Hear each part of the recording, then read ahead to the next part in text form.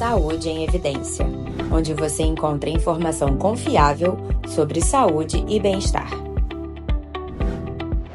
Olá, começa agora mais um Saúde em Evidência e hoje, para falar sobre menopausa, eu tô com uma convidada super especial, doutora Fernanda Macedo. Muito obrigada por ter aceito o convite e vir bater mais um papo com a gente. Ótimo, adoro. Você já participou, mas só para quem está conhecendo, para estar assistindo a gente agora, podia só se apresentar rapidinho? Então tá. Então, meu nome é Fernanda Macedo, eu sou médica. Eu hoje me apresento como uma médica integrativa, né? Sou uma médica integrativa ginecologista e trabalho aqui no Rio de Janeiro em atenção à saúde da mulher já há 25 anos. Um pouquinho tempo? Logo só um pouquinho só. Certíssimo. E aí, então, hoje o convite, sei que você é uma médica integrativa e isso é muito maravilhoso, bom que a gente abre, né, um leque de opções para a gente conversar. Mas vamos começar falando sobre, hoje é menopausa. Você pode, assim, primeiro, só para dar uma contextualizada, o que é menopausa e climatério? Então, a gente divide a vida reprodutiva, né, a vida da mulher hormonal, né, em alguns períodos, né? Então a gente tem a infância, onde a mulher não tem, é uma menina ainda, não entrou na puberdade. Depois que ela entra na puberdade, a gente entra num período que a gente chama de menacne, que é o período reprodutivo, onde a gente tem capacidade de engravidar e dar à luz. Certo. Quando a gente passa, a gente chama de menopausa, do momento onde você já não tem mais os seus ciclos mensais, você não produz mais óvulos, não libera óvulos mensais e você entra no período da menopausa. Mas por conceito, né, por definição, a menopausa, a gente conceitua ela como um ano sem menstruar. Certo. Então, do momento que a mulher tem a última menstruação dela, a gente conta um ano e aí a partir daquele momento a gente diz que ela está na menopausa. Inclusive, conversando sobre isso, por exemplo, a mulher fica 6 meses sem menstruar. Se ela menstruar, tiver qualquer escape, começa, zera de novo. Zera de novo e conta de novo mais 12 meses até ela parar de menstruar totalmente. Certo. Então, a menopausa, isso é importante para o público que não conhece entender, a menopausa é um diagnóstico clínico, não é um exame de laboratório que diz que você está na menopausa. Tá. É um diagnóstico clínico. Existem exceções, como por exemplo, assim, uma mulher de 40 anos, de 35 anos que para de menstruar, ela vai ser submetida a uma investigação para saber o porquê que ela parou de menstruar. Certo. A gente pode chegar à conclusão de que ela parou de menstruar porque ela entrou na menopausa de uma forma precoce. Certo. Então, nos casos de menopausa antes do tempo, a gente pode sim usar o laboratório para ajudar no diagnóstico. Tá, e aí nesse caso, antes do tempo, antes dos 40. A gente só pode chamar de precoce se for antes do 40, mas eu acho que gente não é iogurte. Do tipo, 40 anos e um dia aí não é mais precoce. Não é assim, né? Então eu acho que sempre que acontece muito cedo, 41, 42, a gente pode ter uma abordagem clínica semelhante àquelas que são conceituadas formalmente como menopausa precoce. Certo. Mas a gente só pode chamar de precoce abaixo de 40 e a mulher, a partir dos 40, que não tem outro motivo para ficar sem menstruar, porque ela pode ter engravidado, ela pode ter uma hiperprolactinemia, ela pode ter um hipotireoidismo, ela pode ter outros motivos para ela não menstruar. Certo. Mas se ela não tem nenhum outro motivo e ela fica um ano sem menstruar, a gente pode usar o laboratório para ajudar nessa investigação. Mas se ela já tiver 50 anos, juntando isso com os sintomas, a gente pode dizer que ela está na menopausa. Mas o climatério, o que é o climatério? O climatério é todo esse período que abrange da perimenopausa, desse período de irregularidade menstrual, que antecede a menopausa, com a menopausa. Então, esse período inteiro da vida da mulher, a gente chama isso de climatério. Por exemplo, eu estou no climatério. Eu tenho 49 anos, eu ainda tenho ciclos mensais. Eu estou no climatério, mas eu ainda não estou na menopausa, porque eu ainda menstruo. E existem sintomas específicos do climatério? Existem sintomas do climatério que se confundem com sintomas da menopausa, porque, na verdade, assim, a gente não tem...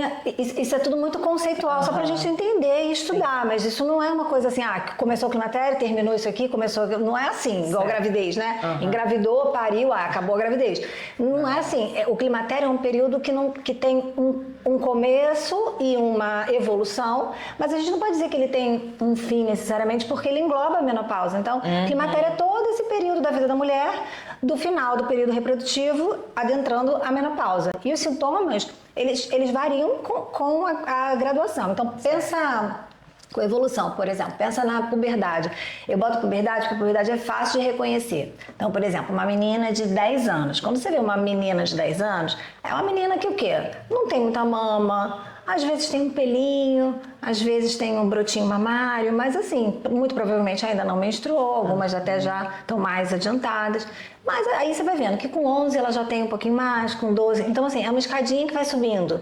Não é uma menina que de um dia para o outro, ela e vira uma mulher. Não é assim, né? A gente que já passou. Evolução, é uma evoluçãozinha, um processinho que vai subindo. A menopausa é o processinho que vai descendo. Também não é um botão que você desliga e de repente você tá na menopausa, parou de produzir óvulo. Não é. Você vai devagarzinho descendo os níveis hormonais, vai descendo, vai descendo, vai descendo, vai descendo, até que chega uma hora que esses níveis hormonais, eles não acabam 100%, mas eles são insuficientes para gerar o estímulo para a menstruação. Entendi. Eventualmente, ao longo do tempo, depois de 60, eles realmente vai ficar em níveis muito, muito, muito, muito baixos.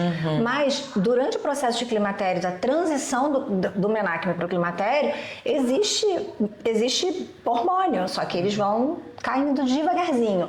Algumas vezes cai mais abruptamente e é uma característica desse período a irregularidade da queda. Também não é assim. Eu acho que quando a gente... Eu gosto de levar para a puberdade porque isso ajuda. Sabe aquele dia que você, de repente, uma semana, você fala assim, nossa, meu peito cresceu. Né? Dá um boom, né? Como se o hormônio desse o climatério é a mesma coisa, só que descendo. Tipo assim, ai meu Deus, ai, nossa, minha pele ficou horrível de repente. Meu cabelo tá seco. Então, você se dá conta de que mudou.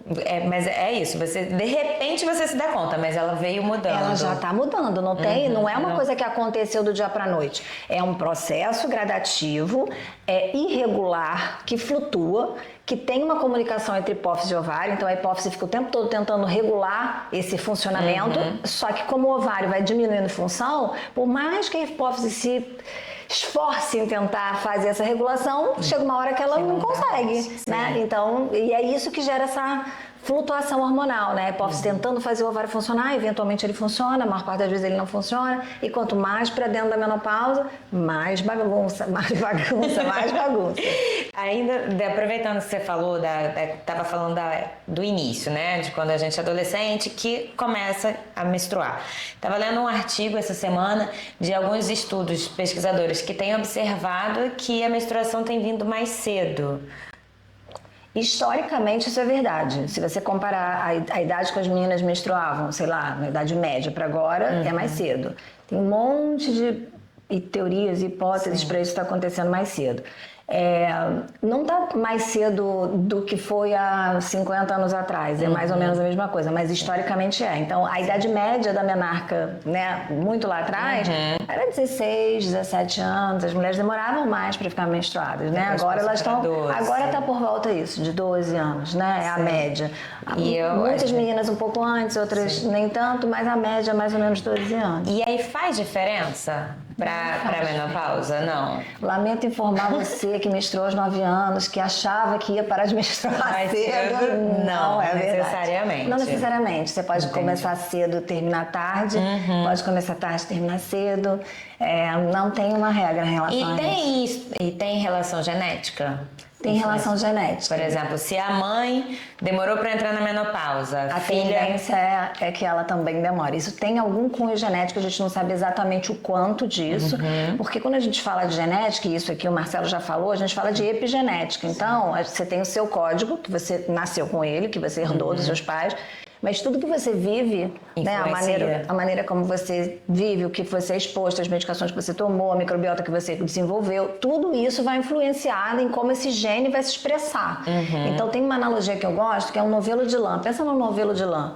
Tem a lã que fica por dentro do novelo e tem a lã que fica aqui por fora do novelo. Certo. O que está por fora, digamos que o DNA ele se enrola de um jeito que ele pode deixar essa lã para dentro ou essa lã para fora. E dependendo do que está para fora, você vai ter mais expressão do que o que está lá dentro. Então, na verdade, resumindo de um jeito muito leigo, né?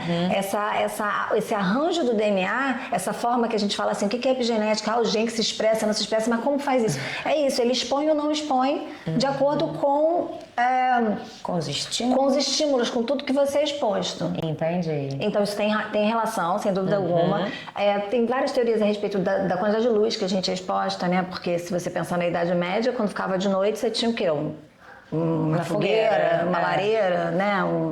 Máximo um lampião, uma coisa assim. Agora a gente tem tela. Sim.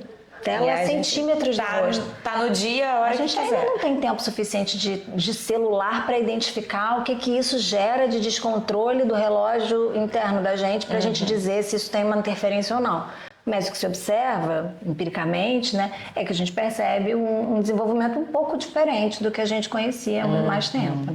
Entendi. Então, aí vamos voltar para os sintomas aí, então, do climatério e da menopausa, que você falou que são mais ou menos os mesmos sintomas, vai mudar a intensidade de repente. E aí eu recebi algumas perguntas, né? Então, primeiro, como identificar os primeiros sintomas da menopausa? Então tá. Primeira pergunta da Márcia. Então tá, Márcia, então olha só, a primeira coisa que a gente tem que pensar é o seguinte, a gente começa a ter uma queda hormonal a partir dos 35 anos. Certo. Começa a cair. Ah, Fernanda, mas aí cai e você vai ficar na menopausa em quanto tempo? Não tem esse tempo. Você pode entrar na menopausa com 55 anos, mas se você for comparar o nível de hormônio que você produz aos 38 e aos 28 você produzia mais que aos 38.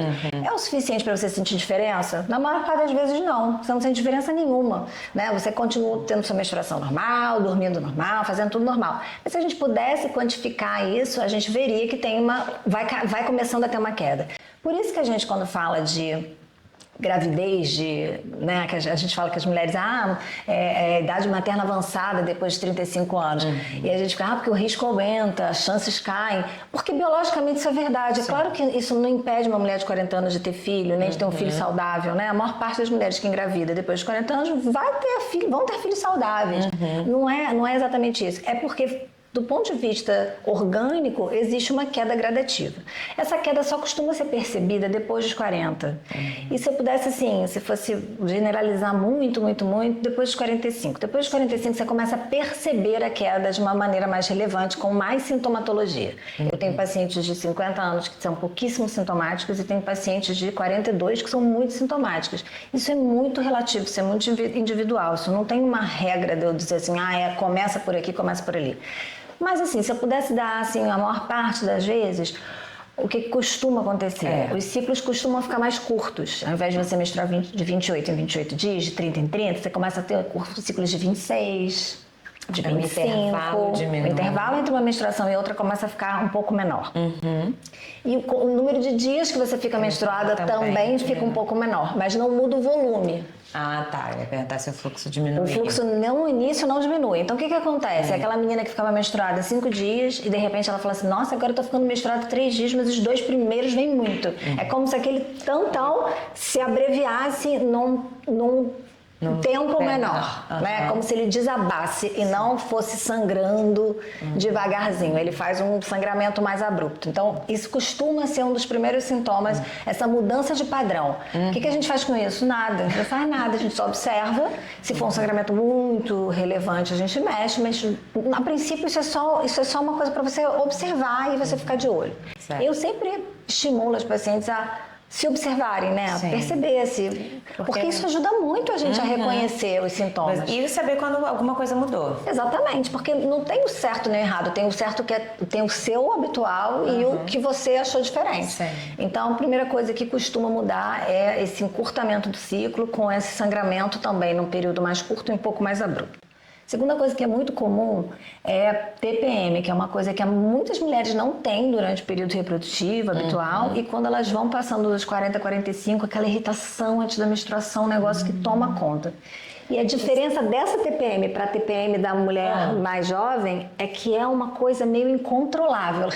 Que você quer matar alguém. Você de fato quer matar alguém. É diferente de uma irritação só, é uma fúria, sabe? E quem tem normalmente histórico de ter TPM, mas aí você está falando especificamente da irritabilidade ou dos sintomas gerais da TPM? Sei lá, dor de cabeça, mal-estar, inchaço? Dos sintomas gerais da TPM. E quem normalmente já tem, na menopausa piora? Fica mais longo. Ao invés de você ficar assim 2, 3 dias, você vai ficar assim 15 dias.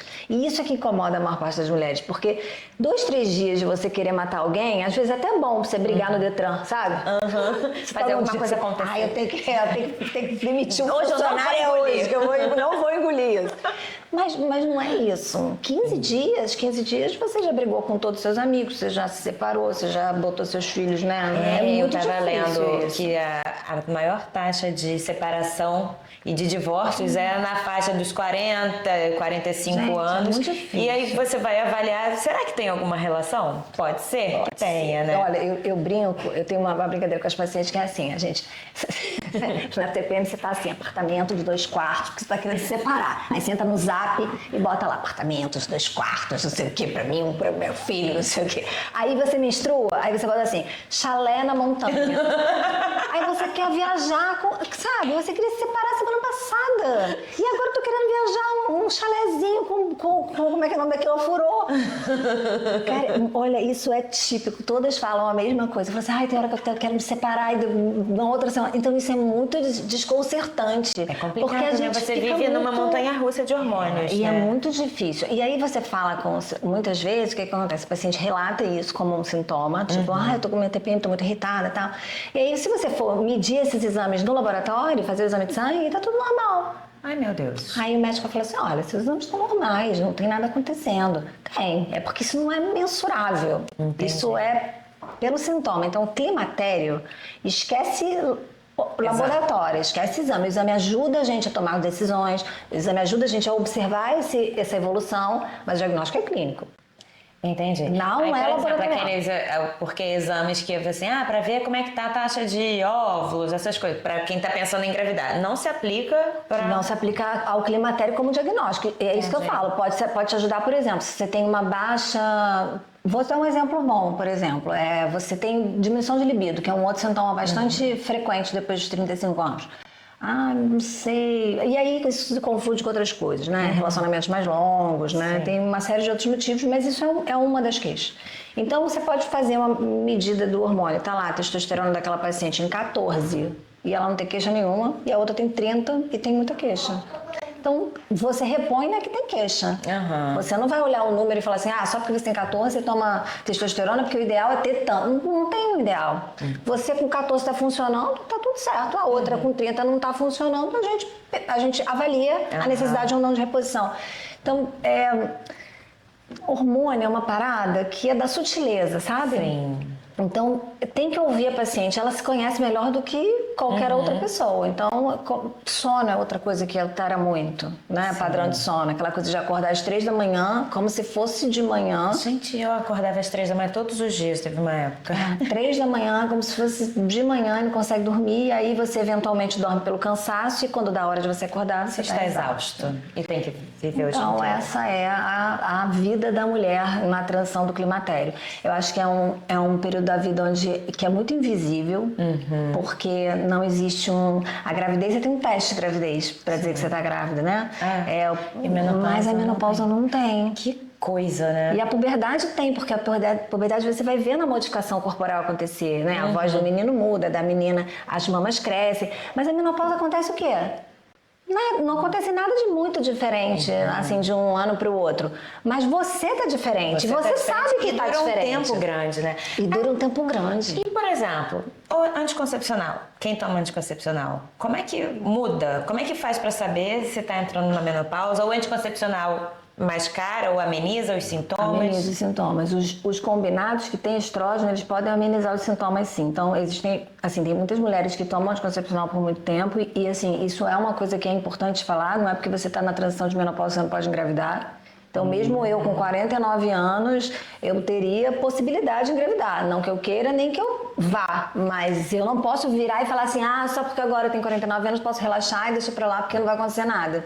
Pode acontecer. A chance de eu engravidar, continuar grávida, parir um bebê saudável aos 49 anos é muito menor do que aos 29, quando a minha filha nasceu. Né? Então, assim, é muito diferente esses dois estádios. Mas não é que eu seja incapaz de engravidar. Então, eu preciso fazer contracepção. Mas se eu faço contracepção com anticoncepcional combinado, né, com aquela pílula convencional que todo mundo conhece, isso pode, de certa forma, mascarar um pouco dos sintomas, amenizar um pouco dos sintomas. Mas é a pior maneira para você fazer reposição hormonal, porque é um hormônio que não é para isso. Sim, mas aí, por exemplo, uma mulher que vem tomando anticoncepcional ao longo da vida inteira, por exemplo, ou que tem dilmirena, também botaram essa questão. Ela colocou porque, né? Porque queria fazer contracepção. Mas e se por um acaso ela entra no climatério, começa a menopausa, ela vai sentir? Ela vai sentir. O Mirena sempre, sim, muito mais, porque o Mirena, ele só tem progestágeno, ele não tem estrógeno. Então, quando os níveis dele, do estrogênio da paciente começam a cair, ela vai saber que tá. Ela vai ter insônia, ela vai ter calores, ela vai ter tudo o que ela vai ter. Só não vai ter a menstruação para ela se guiar, mas ela vai ter os outros sintomas. No caso do anticoncepcional, ela pode ter esses sintomas mais tardiamente.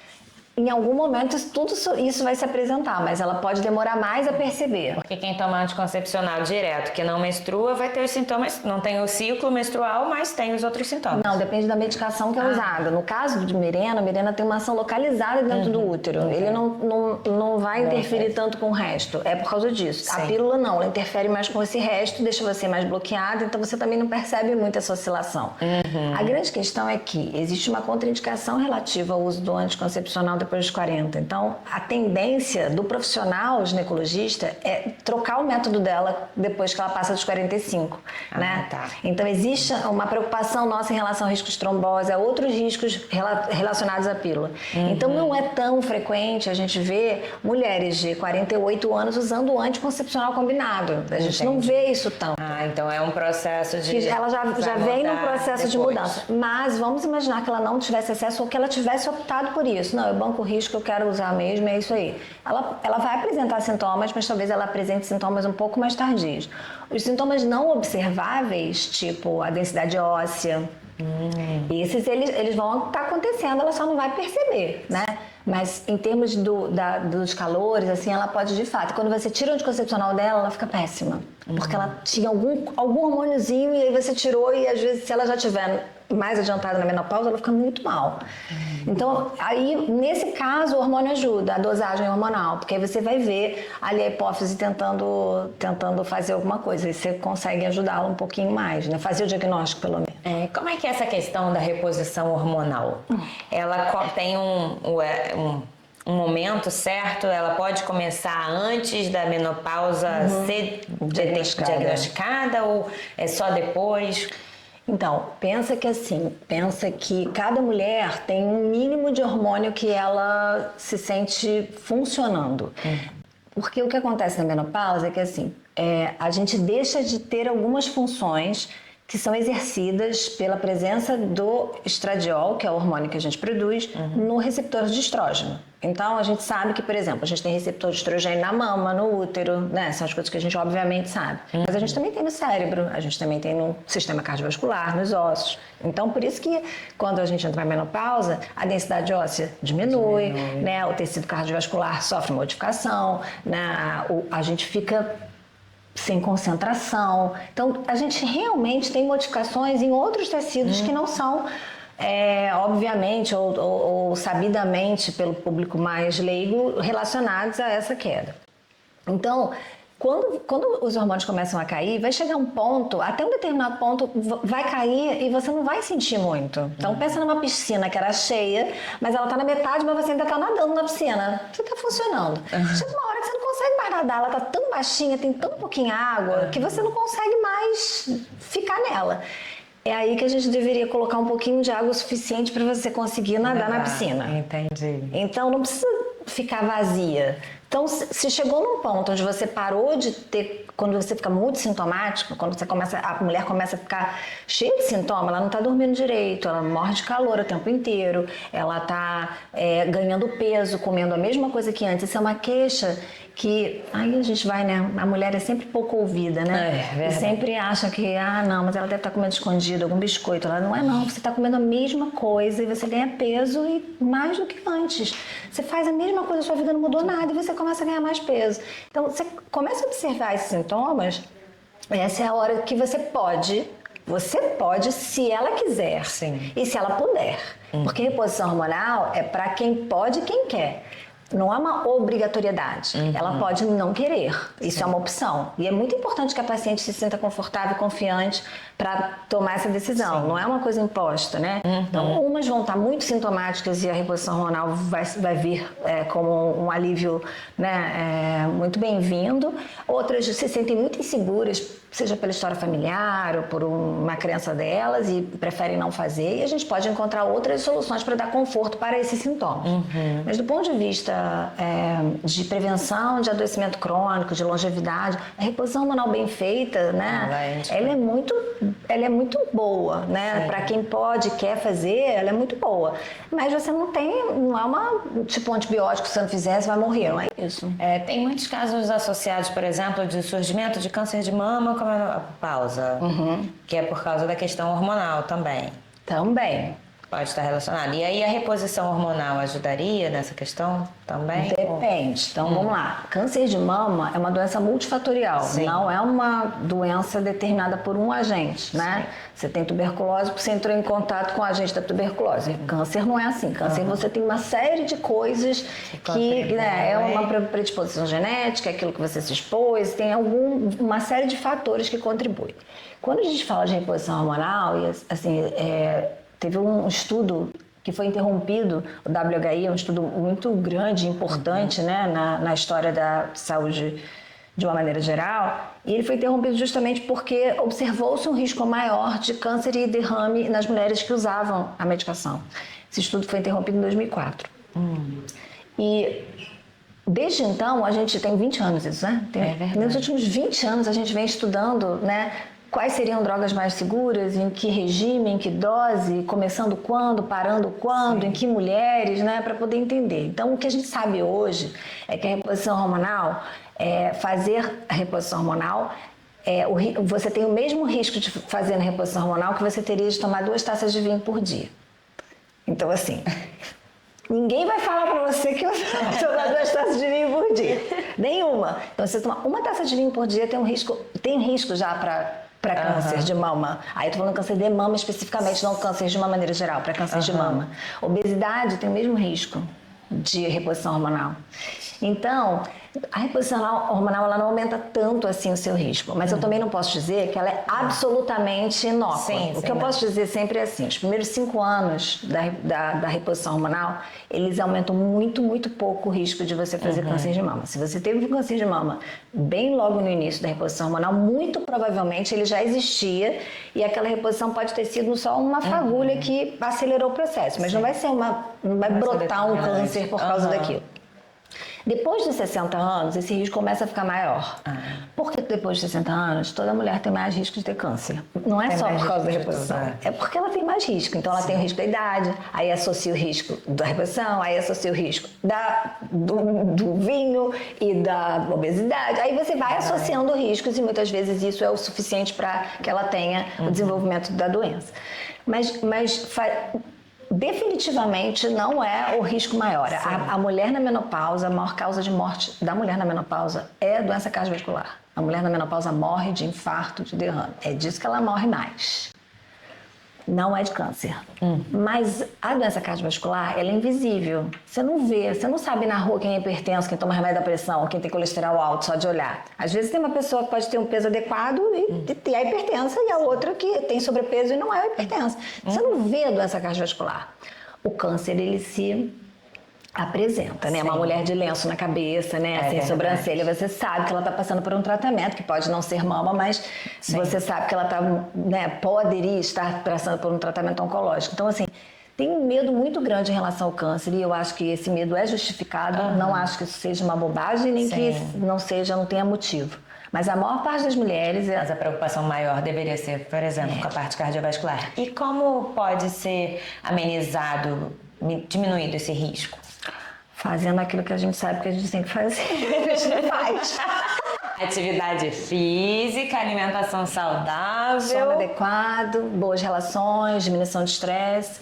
Então, assim, não é remédio que vai deixar ninguém mais saudável, não é reposição hormonal que vai fazer você viver mais ou menos, ou ter mais câncer ou menos câncer. É o que você faz hoje. É o que você faz todo dia desde que você nasceu, não é o que você faz agora. Então, assim, tem muitos estudos interessantes da primeira infância, do impacto, né, dessa primeira infância na vida da gente, do uso de antibióticos muito precocemente, no desenvolvimento de uma microbiota alterada. Isso o que você fez lá atrás, vai aparecer quando você tiver 45 anos. A conta chega. A conta chega, e não vai chegar amanhã, vai chegar bem lá na frente. E essas, por exemplo, atividade física. Atividade física você não precisa ser muito, né, estudado, muito para saber que aquilo faz bem, né? Você tem que fazer atividade física. Agora, mas eu não tenho tempo, porque eu trabalho muito, com meu filho é pequeno, que eu moro longe, porque é caro. Tudo isso é verdade. Tudo isso é verdade. E eu acho que tudo isso muitas vezes é um fator impeditivo. Sim. Então, eu não gosto muito de julgar, porque a gente não sabe a vida das pessoas, né? Então, imagina uma pessoa que cuida de um filho pequeno, de uma mãe que está doente, né? Que horas ela vai fazer ginástica? De fato, é muito difícil, né? Pega o filho pequeno e faz agachamento. Sabe? É cruel você falar isso para uma mulher que acorda às vezes 4 horas da manhã, pega um transporte lotado para poder atravessar a cidade, para trabalhar o dia inteiro, para chegar em casa e fazer uma caminhada. Solta 2 pontos de ônibus antes e vem andando. Gente, a pessoa quer só se jogar no sofá e dormir, não fazer mais nada. Então, assim, não dá pra gente também ficar na nossa microbolha achando que a vida é assim. Mas o que eu tô falando é que se você sabe e pode, aí realmente... Na hora que você se jogar no sofá, levanta mais algumas vezes e você pelo menos sabe, pra fazer uma se você forcinha. não é essa pessoa, se você é aquela pessoa que tem carro, que vai trabalhar de carro e você tem dinheiro suficiente para ter uma vida minimamente, né, com algumas regalias... Você não tem desculpa para não fazer exercício. Você não faz porque você não consegue. E aí eu acho legítimo a gente reconhecer. Olha, não consigo. É uma coisa que tem dificuldade, né? E aí a gente tentar encontrar saídas para isso, né? A medicina do estilo de vida se debruça exatamente nisso, né? Em como você consegue ajudar o paciente a vencer essa resistência de colocar em prática aquilo que todo mundo sabe que é bom, né? É essa que é a nossa... A gente como profissional de saúde, o que a gente tem que fazer é isso. Como que a gente faz para ajudar você? Não importa se eu acho que você... Eu não tenho que achar nada. Eu tenho que ajudar você a tentar conseguir fazer aquilo ali, né? Dentro da sua realidade, dentro como da que sua a gente realidade, pode que eu melhorar posso alguma ajudar. coisa. Exatamente. Não tem uma solução para todo mundo, né? Vai comparar a vida de pessoas diferentes, não tem como, né? Então, aproveitando exatamente aí que você citou da medicina do estilo de vida, dos hábitos, além da reposição hormonal que a gente estava falando, o que mais pode ser feito para poder minimizar os sintomas da menopausa? Então, assim, acho que primeiro começa no dever de casa, né? Que é o ajuste, né, a um estilo de vida mais saudável, né? Tentar não negligenciar muito a questão do sono, né? Não dormir tão pouco quando isso é possível.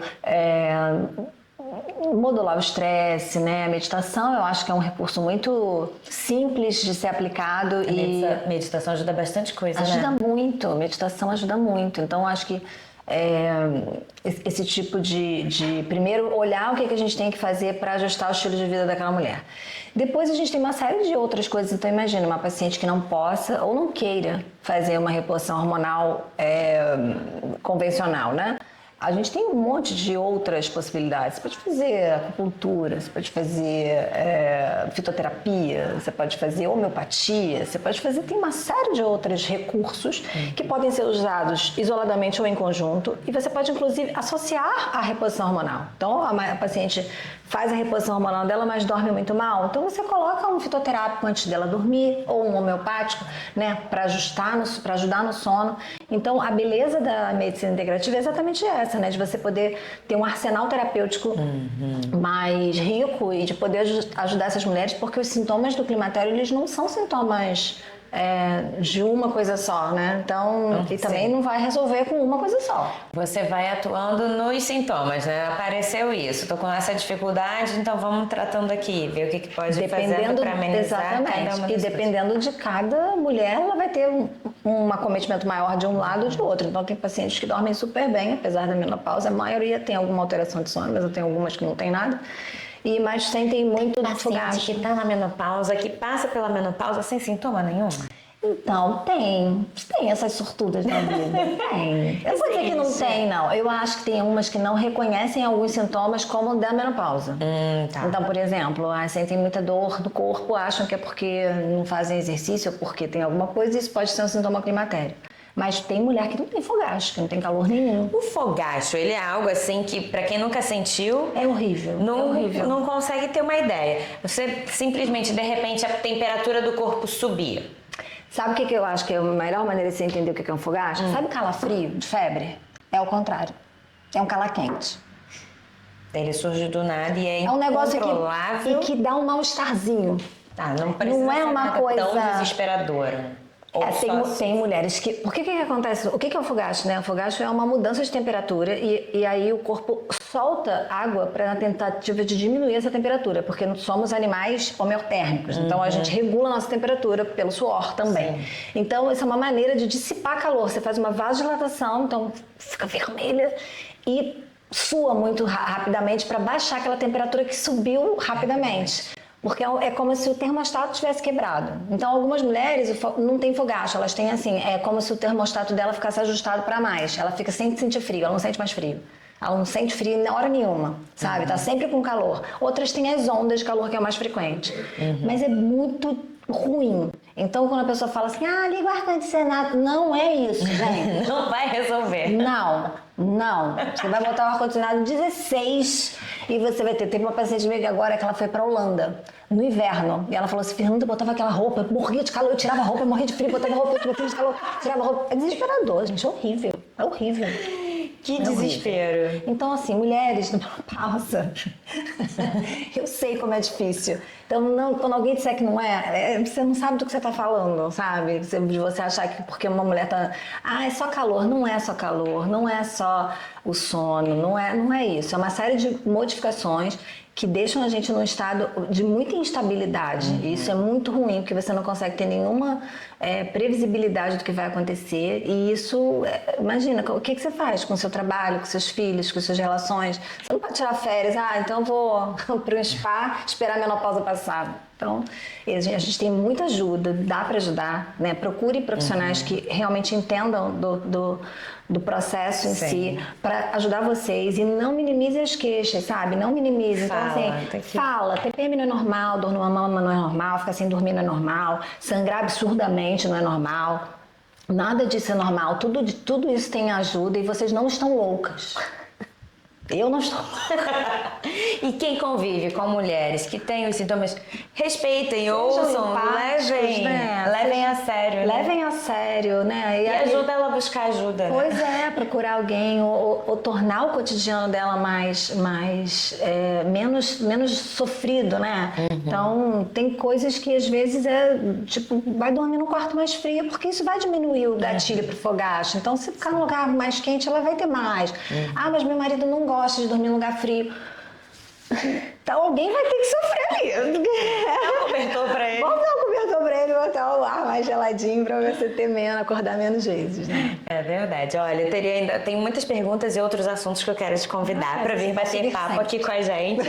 Muito obrigada por ter aceito. Imagina, foi um prazer. E quem tá assistindo a gente já sabe que em breve ela vai voltar pra falar com a gente sobre outros assuntos. Escolham aí o que vocês querem falar. Endometriose. Endometriose. Legal. Congelamento de óvulos me pediram. Congelamento de óvulos. Então, em breve. É um assunto bem... Em breve a gente volta. Beijo.